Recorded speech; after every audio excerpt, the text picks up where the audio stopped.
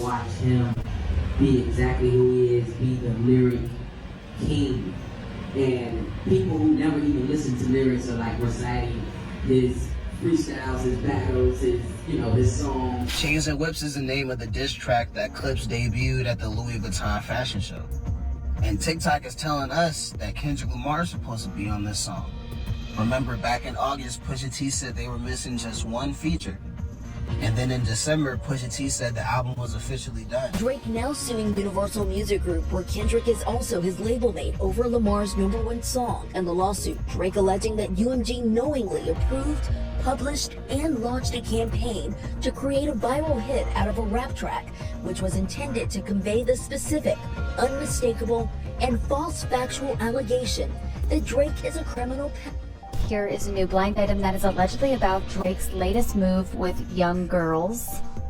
The former wheelchair actor is at it again. This time, at least, the person he followed on social media is barely legal. He's honestly so fantastic and a great friend and a great role model. You know, we just texted each other the other day and he was like, I miss you so much. I was like, I miss you more. He's coming to Atlanta, so I'm definitely going to go and see him. I'm so excited. According to reports, Kendrick Lamar and Pusha T are collaborating on a new project that targets Drake. It seems that they intend to reveal some of Drake's deepest secrets and double down on the claims made about the PDF file. This is where things start to get messy. Drake recently sued his own label for defamation because we don't like Kendrick's diss track. Drake says he promoted the song even though he knew the accusations were untrue. In addition, he claims that Kendrick singled him out due to his Jewish heritage, and he is also putting pressure on the NFL to prevent Kendrick from performing at the upcoming Super Bowl halftime show. However, many people believe that Drake may have gotten himself into trouble with this lawsuit because, let's say, if it moves on to the discovery phase, it may raise more questions about Drake's personal life, particularly his lengthy history of highly dubious behavior around very young women. Done since this feud with Kendrick exploded has backfired, and it appears that this defamation lawsuit won't be an exception. According to sources, Kendrick and Pusha T are working together on a new project with Pharrell's assistance, and they intend to intensify their accusations from Kendrick's diss track. They'll delve much further than Kendrick did and might even divulge more about Drake's history. So, what is Drake's strategy in this defamation case? Why is he suing Drake rather than Kendrick? And are Kendrick and Pusha truly going to permanently ruin Drake's career? Let's dissect it. It's great to watch, and it's great for what it is that we do in lyric-driven hip-hop. It's great to see. The person giving Drake advice appears to be misguided because every move he makes backfires after Kendrick totally crushed him in their spat. Drake is currently in a downward spiral and is anxious to control the narrative ahead of Kendrick's forthcoming Super Bowl concert. Drake ought to have kept a low profile and simply accepted the loss a while and then returned with a fantastic album, perhaps a follow-up to be careful, but instead he kept prodding the bear. And now even Drake's supporters are saying he's leaving on a sad note, in case you missed it.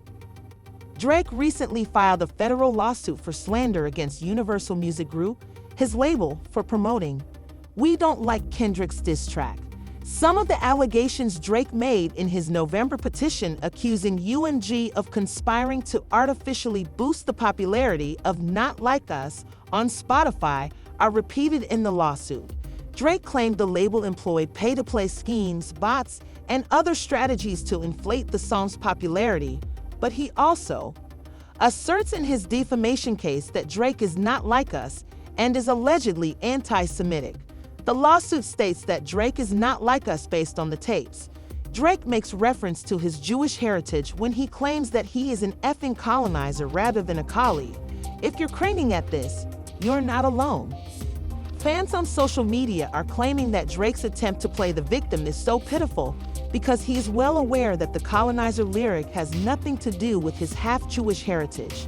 In fact, many have noted that Drake's first reaction to hearing the word colonizer is more anti-Semitic than anything he's. One user on X accused Kendrick of using his Jewish heritage as a weapon against him, citing deranged FBA accounts as evidence that Kendrick aged Jewish people are some nasty work. F that man forever. Another user claimed that Drake was the only one to describe the line "you're a colonizer," which was in. He alludes to his Jewish heritage by treating black culture rather than Jewish culture. Drake alone made that link, but that wasn't the only insane thing he said in this complaint. According to the lawsuit, he also likened the May 2024 shooting event in front of his Toronto mansion to the Pizzagate affair, saying it was only 3 days after UMG first released the video. Drake was the target of armed intruders at his Toronto home in the 2024 version of Pizzagate. Police wouldn't confirm it at the time. A new legal filing says Drake was inside his multi-million-dollar Toronto home early on the morning of May 7th of last year when shots were fired from a passing car. According to that lawsuit, the car stopped in front of the residence. Someone yelled "F Drake," and at least one gunman began to open fire. One bullet went through the security gate and hit Drake's front door. Another bullet struck and wounded a security guard, who was also one of Drake's friends. While the car drove away, Drake and others in the house summoned help for the security guard and did everything possible to keep him alive. The rapper's lawsuit alleges that it took nearly 30 minutes for an ambulance to arrive.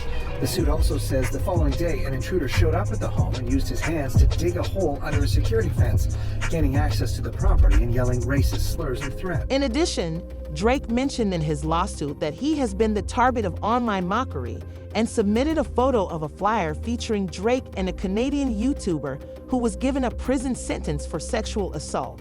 According to the lawsuit, a wave of hate speech on the internet has labeled Drake a former criminal and added him to a PB file, among other. The most bizarre aspect of this lawsuit is that it doesn't accuse Kendrick of anything. Instead, it only targets for the false allegations that Drake is an AER on the level of Weinstein, Diddy, and Epstein. In direct response to publications, social media users called for the FBI to step in at this point and for Drake to be put in jail, profiting from what Drake claims are false allegations. In fact, Drake's lawsuit makes it clear that the music company's decision to publish, promote, exploit, and monetize allegations that it knew were dangerous and false should be the sole focus of the lawsuit, rather than the artist who created Not Like Us. According to the lawsuit, Drake is not a pedophile and has never committed any crimes that would put him under neighborhood watch. Drake has also never had sex with a kid. Drake has never been accused of committing any crimes at all. And you know what else is absurd about this whole lawsuit? If Drake is saying that is guilty of defaming him since they promoted a song that contains false accusations, and they are also guilty of promoting Drake's diss track Family Matters, in which Drake accused Kendrick of touching his wife. Drake must demonstrate that he acted maliciously, but they also published and promoted both artists' songs, so Drake will need to defend how Kendrick's lyrics are defamatory and his aren't. Additionally, it's obvious that Drake didn't consider the lyrics carefully before accusing Kendrick of touching Whitney, because in the same song, he mentions Chris Brown, a well-known and convicted woman. The line, "You know who even banged," is set out there as CB, alludes to Chris Brown's alleged affiliation with the Bloods gang. But why would Drake shout out to Chris Brown on a song in which he allegedly is Kendrick for DV? In addition, Drake started dating Rihanna following the Chris Brown incident and even declared his love for her in public before turning around and shouting out the man who had hurt her. You may also recall Drake's statement in The Heart Part 8 that Kendrick is a hypocrite for calling him out on his connections with criminals. According to reports, Kendrick protested when R. Kelly's song was taken down from streaming services. Drake claimed to be still bumping R. Kelly, saying, "You can thank the savior," adding that if they remove his music, it will be hypocritical. First of all, Drake failed to verify his claims, since Top Dog Entertainment CEO Anthony Tittith really called Spotify and threatened to take TBE music off the service because of R. Kelly's censorship, not Kendrick.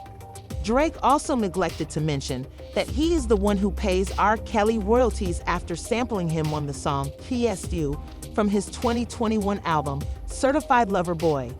It seems like Drake is at a loss right now and that none of his actions make sense.